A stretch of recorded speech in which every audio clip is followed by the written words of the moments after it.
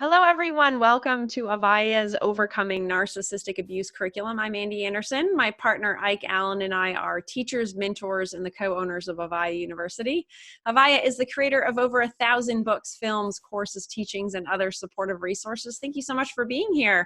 Our fellow teacher, Dr. Gary Salyer, is here to talk with us today about how to feel safe to love again after a narcissistic relationship. Dr. Gary is a transformational relationship mentor, and for the last decade, he has been in private practice offering singles and couples heart-centered transformation so they can rewrite the rules for love in their brains and create a love that lasts. Dr. Gary speaks to a national audience as a featured expert on various celebrity TV and radio shows like Hay House Radio and Coast to Coast AM. He is also the author of the groundbreaking book, Safe to Love Again: How to Release the Pain of Past Relationships and Create the Love You Deserve. Thank you so much for being here, Gary. Thank you, Andy. It's an honor and a privilege to be here, and I'm so looking forward to it. Me too. So why don't we just kind of give people a little overview of, obviously we're talking about how to, love again after you've been in a really unhealthy relationship. So what is it that creates a normal, secure, loving, lasting relationship? I'm glad you asked that, because it's always important to know what the right thing looks like, right? Right? Rather than trying to go off of what was wrong. And what I've always said, and at least in the last 10 years, is that a normal, loving relationship, and we've known this from the time, this comes on board by the time you're 1 year old, by the way, right? Is, do I feel welcomed with joy? That's like you walk in the door, so great to meet you. You wake up in the morning, you go, good morning, gorgeous, right? That's welcome with joy. Do I feel worthy to reach out and have my needs met? And know I'm going to get a congruent, response back and not a grunt, right? Or worse. Do I feel cherished and protected? Can I go out, explore my world, have me time, but come back to the home port of somebody's heart? A we that feels supportive, like they're the safety net under the high wire act of your life, And then, am I empowered with choice? Do they share influence? Do I get the voice, right? Do I get to create wins for both of us? If you're feeling, notice this is a little different than most people's. If you are feeling welcomed and worthy and cherished and empowered, you're feeling pretty good about that relationship. And if not, if one of them's missing, you're thinking, gosh, something could be worked on. I wonder if I want to take a course at Avaya, right? Two's missing, you're thinking, where's the therapist number of my best friend? And if 3 or 4 are missing, that's my definition of a toxic relationship. Got it. So people watching right now are coming to us because they are likely in a toxic relationship or have had several, or maybe they were raised by a toxic parent. So I think it's a good thing to get what it actually looks like, what the vision is for people to compare really like what they've been going through to what a healthy relationship looks like, and that they're deserving of that. So I love that. Exactly. And if you're out there listening, just 1 to 10 on any of those feelings. And if you're under a 7 or 8, that's an area that is needing improvement in your relationship. And like I said, if you've got more than 2, you're in trouble. And any narcissist is going to hit at least 3. Right. Got it. So speaking of narcissism, what about what exactly creates a narcissistic personality? What I break it down to, and I did that in my book, that there's 3 varieties of it. There's the small grade narcissism that we all get into when we get selfish or preoccupied. I mean, all of us can be a little narcissistic. But then there's the medium grade where they get way more, you kind of notice it. They're well on their way. And then there's the full-blown personality disorder. What it usually creates is what I call a missing right to create their own experience.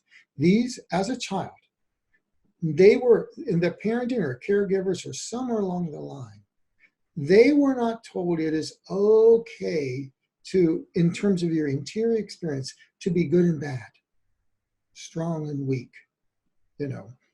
kind and mean. Any 3 or 4-year-old is going to have kind moments and mean moments. They're going to be strong and weak. They were told by a parent, please reflect well on me. And you won't be loved if you have any weakness, if you have any, thing that's, that needs to grow, anything human. So they can't have a fully human experience, and they can't give you one either. So it comes down to they can't own up any of their dark side, or their weak side. And so the result is they can't have a fully human experience with themselves or anybody else. Deep down inside, this is why they opt for grandiosity. Got it. Yep. Yeah. That's so, like, it just makes me, so I think of that, and that I always like it when people talk a little bit about like the narcissistic personality, because probably most people watching are in a relationship with somebody like that, or had a parent like that. And I think it does help to gain a better understanding of what that person's childhood was like, just to have more of an awareness about it. Not to say they're not doing horrific things, which is not to excuse anything, but I'd like that kind of understanding of how did that person become the way they are today? Why is it that they act the way they act? So I appreciate that. They're in some of the literature, they're called the used child. They were used by the parent for their own ego gratification.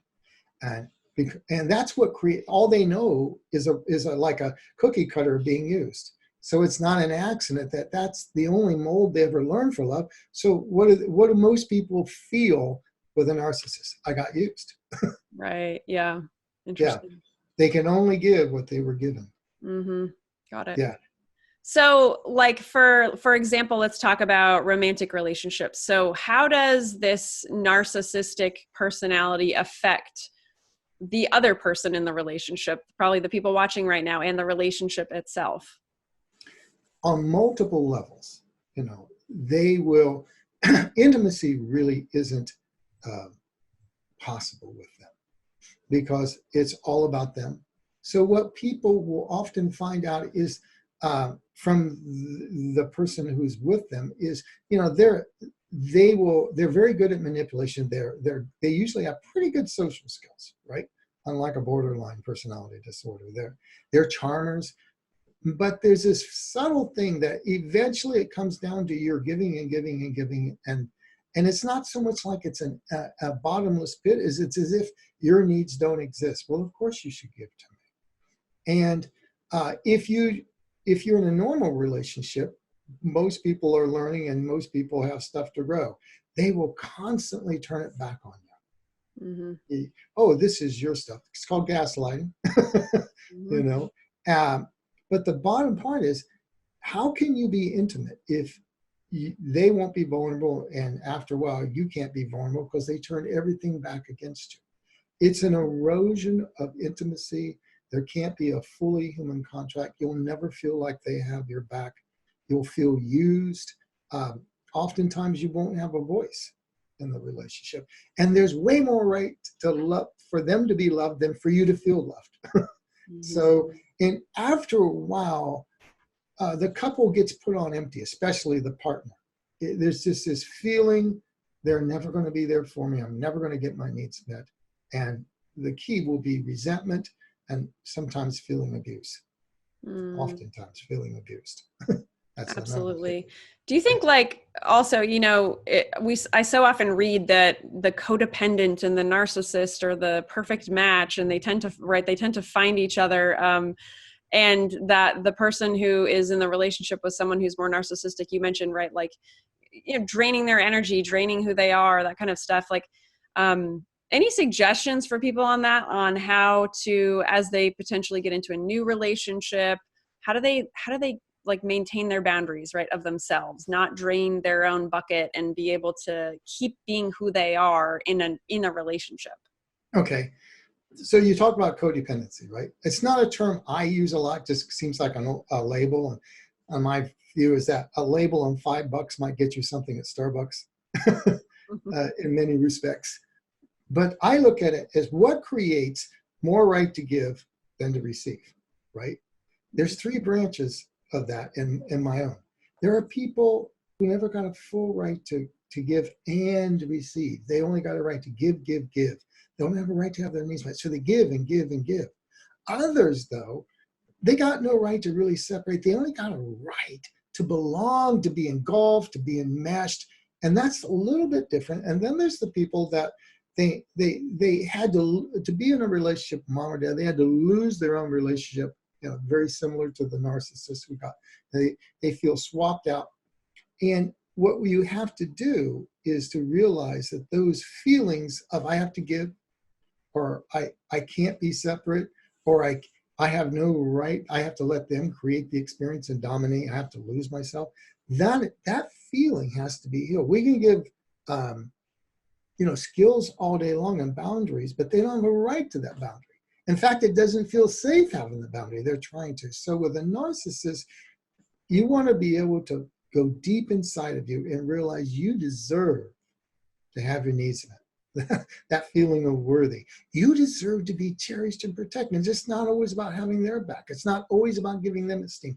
And you deserve someone who will help you create an experience in the world and at home that feels good to you as well as to them.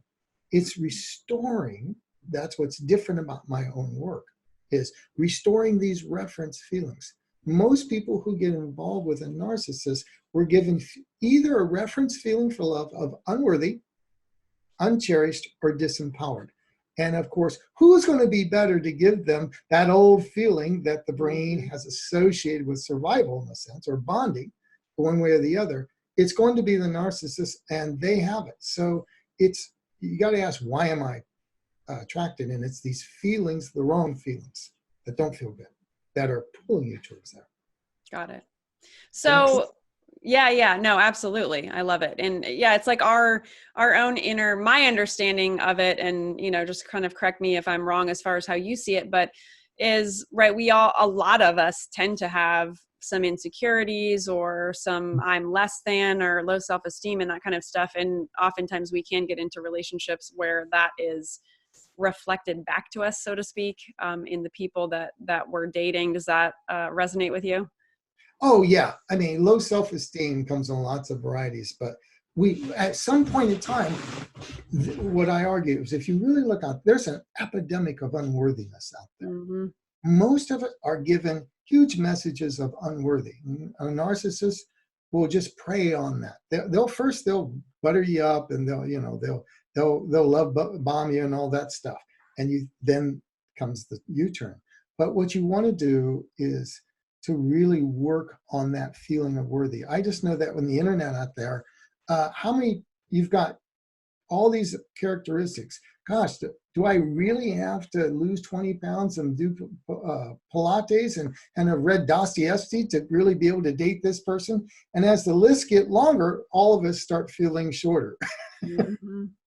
And right. I don't think I think internet dating is part of the problem. It sets people to feel unworthy, and then it sets people to become more and more the prey of these type of people. I think that's why there's a rise in women wanting to get help from narcissists. I don't know that there's that many more narcissists, but there's a lot more pressure to feel our influences that tell us we're not worthy. Mm-hmm. Right. And all like the visualization that we see in an online dating app and social media and all that kind of stuff. Cause I think a lot of us tend to compare ourselves like you, right? Like, oh, I better go do the Pilates or the ab roller or the whatever in order to look like that person so that I can, add up. And yeah, that's a tough road to be on. So like, what other like healing strategies could you share for people? Let's say people watching right now, some people have endured this relationship with a narcissist and now they are no longer in it. How do they heal? Okay, how do they heal? The first, sometimes when clients that I've worked with have been in that, they're beating themselves. I should have known better, right? And to stop making yourself wrong. Some of the narcissists are tricky. They're good at what they do. They're good at fooling people. All of us have been fooled by someone with a narcissistic trait because they're such charmers. And to realize that whatever drew you to them, we all get these little templates for love growing up. And at one point, whatever deal we took from our parents that was less than feeling fully loved was the best deal available. For instance, in my own life, I grew up with a borderline mother, right? That's next door in DSM-6, right? But for a long time, being distant in a relationship felt a lot more safe. Now, that didn't work so well in my first marriage. But when you're 4 and 5 and a borderline mother can hit you against a wall, being distant and being up your room, that's the best deal available. You don't want to be close, right? So whatever drew you to that was one time what you learned to be safe, and though it wasn't. And at one time, your brain just took the best deal available. Right. So stop making yourself wrong. And you got to do some deep work. The fact of the matter is you deserve love. You deserve to have your needs met. These are natural born rights that I talk about, right? In my book, at least. We have a right to be loved. We come out of the womb hardwired for what I call attachment, or others have called it to that, right? And it's your birthright. And to find some way to reclaim that you deserve that. And it's really going down and swapping out that feeling of unworthy for worthy. I know that sounds simplistic, but just what happens if people learn certain boundaries, that feeling unworthiness will come in from somebody else, a back door that they didn't get that skill for. But feeling that way, once you just, worthy people don't choose unworthy. They don't choose people that make them. People that feel empowered don't choose people that disempower them, that are dominators. So it's really reworking the feelings and not just creating a bunch of skills. Setting boundaries is good, but you have to feel empowered to do so. Mm-hmm. Got it. Yeah. So what about, so we've covered, right, a person who was in a narcissistic relationship and they just decided to leave, and right, some of the kind of things that they could do to start healing, like we just talked about. What about for people watching right now who are still in that relationship? Do you think, in your experience of working with couples and singles, is there hope? Is there hope for that person in the narcissistic relationship? Is it, could it get better? What could they find happiness in it, even if it doesn't get better? What are your thoughts? Oh, no, it definitely can. Now, we know that narcissists don't tend to come in and they don't do well in therapy. There's only like a 14% chance for most of it. But I'll talk about one couple that came to me. First, he came to me and he said, well, I don't think I'll work just right yet. A few months later, his wife said, I've got to have help and I'm going to work separately. And he said, fine. And when we gave her, and then we worked, and mostly what she had was she never had a chance to belong as a child. So she wanted belonging so much, never understood the word cherish. And she found somebody that was good at making her on the surface feel cherished, but really wouldn't protect her. And when she started to really feel I deserve more, she was ready to leave, to which he really did love her. And he came in to do the work. Now, the interesting thing is there was one session where he has a horrible time stepping into her. It's all about oneself, right? Yeah. He never thinks, how can I protect my wife? Because he cannot switch inside of her. So I had this one exercise where I draw circles on the floor, and I have him sit in a circle, and I have them both try to step into the other, like they're stepping in a circle. And when I have her step into his circle, he goes full-fledged, all backwards. And I go, what's going on? He says, I have this feeling I'm going to get swapped out. If she gets in, I'm going to get swapped out. Mm. This was his experience as a child, that that my mother would swap me out for anything that made her look better. When we took care of that feeling and made him safe to be switch in and to be switched into, within 2 weeks, she was calling up and saying, he is making decisions and protecting me like he's never. What happened? And I said, he finally got safe letting you in. Now, notice it was a very specific key for him. What kept him in that narcissistic loop was, if I switch in, if I'm on anybody else's map, I will lose myself. I will get swapped out. When we found out what was at the core of his narcissism, their entire relationship changed. It was safe being human again. Love that. Yeah, safe being human. And then he says, I don't know why, but it's like I'm suddenly just thinking in my decisions. Oh, does this protect her? And even their friends said, whoa, what happened here? So, but it takes that type of deep work So yes, it can be. I've seen it happen.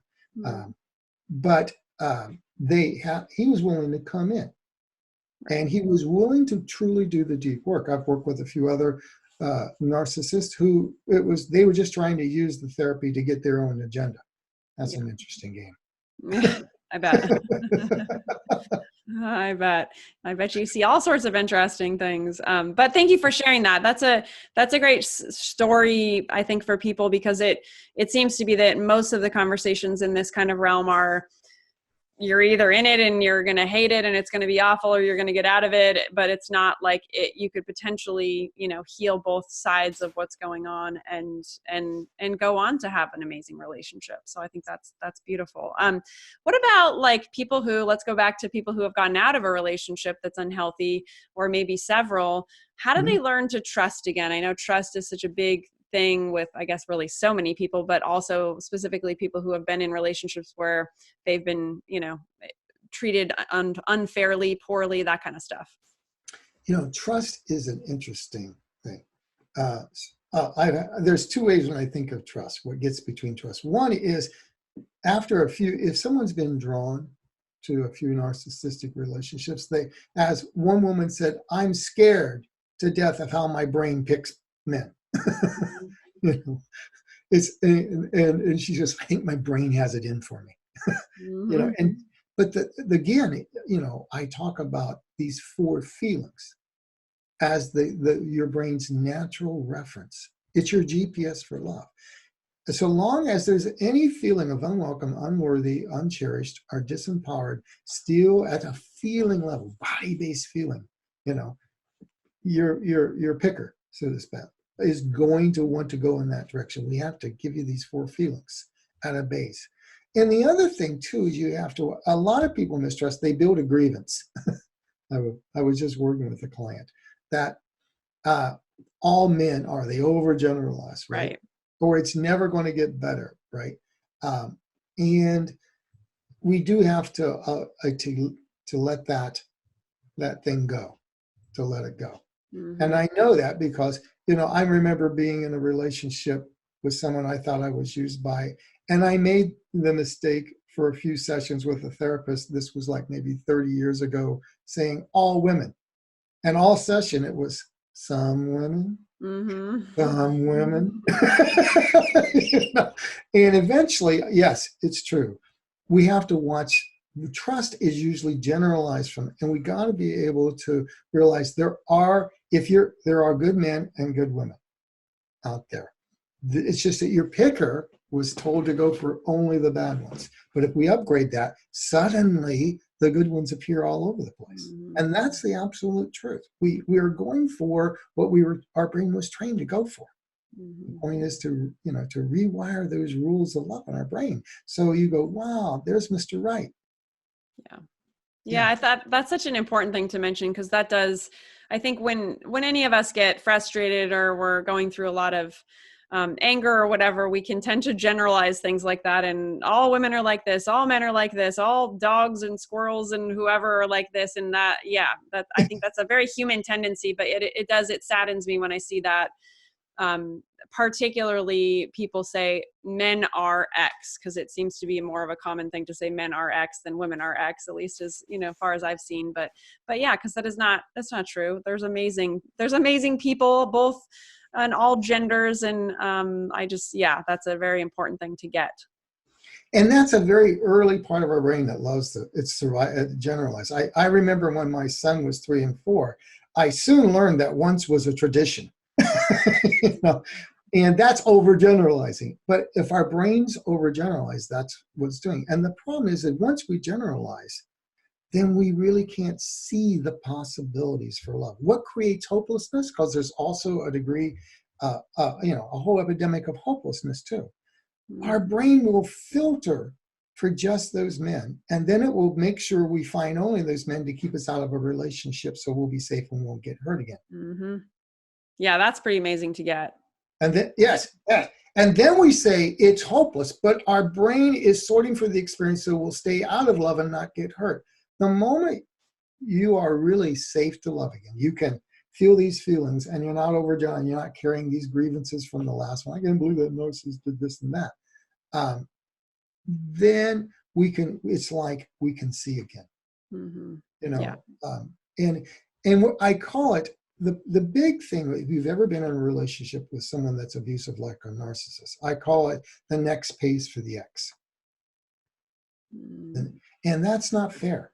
Nobody wants to pay for the ex. So it's a matter of common grace and kindness to do the work and allow the next person to show up as who they are. Mm-hmm. Yeah. Beautiful. I love it. Thank you. I appreciate this, Gary. This has been just an awesome conversation. And I want to make sure you get a chance to talk about a couple gifts you have for everyone also. So everyone watching or listening right now, there's a couple of buttons below this video leading over to Gary's site. So what do you have? Well, first off, I cover this in all of my books, Safe to Love Again. It's on Amazon, Safe to Love Again. Mm-hmm. But I have two things I can offer you. You know, narcissistic men fall under emotionally unavailable men. And if you go to GarySalyer.com, SALYER.com/available, there's a really cool PDF that shows you how to spot the emotionally unavailable man. And if you just go to my website, GarySalyer.com, you scroll down, it's something called Love Inspirations. And it's a series of 2, 3, and 4-minute videos. It's got me and John Gray and Ariel Ford. And about half of them are mine, where I really go deep. It was a preview of the book. It really was. And it talks to singles and couples about, you know, what feels like love and skills. I literally had a couple in their 50s that viewed it, and it saved their engagement up in Oregon.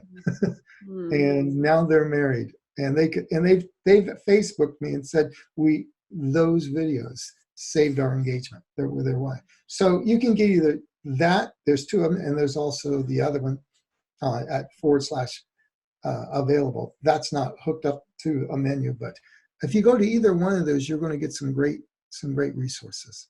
Awesome. Yeah. Thank you. I appreciate that. And again, there's buttons below, so you guys can just click right through and head over to Gary's site, and also link over to your book. And are there any last insights? Anything else you want to talk about before we wrap up? You know, the most thing is you deserve, I love that last. If you're out there listening, no matter what you've been told, how many times you've chosen a narcissist or any other, but even if you've showed up as a narcissist, you deserve a love that lasts. And this change is doable change. You know, this is your birthright, to have a relationship which you feel cherished and protected. And you get to be fully human, and you deserve to have all that. So don't let any part of your brain tell you differently. Reclaim your right to love and be loved, really deeply loved. Beautiful. Thank you. I love it. Thank you so much for doing this, Gary. It's been awesome. Thank you, Andy. It's been an honor and a privilege. And thank you, everyone, for tuning in, for showing up for yourself. And we'll see you again real soon. Take care.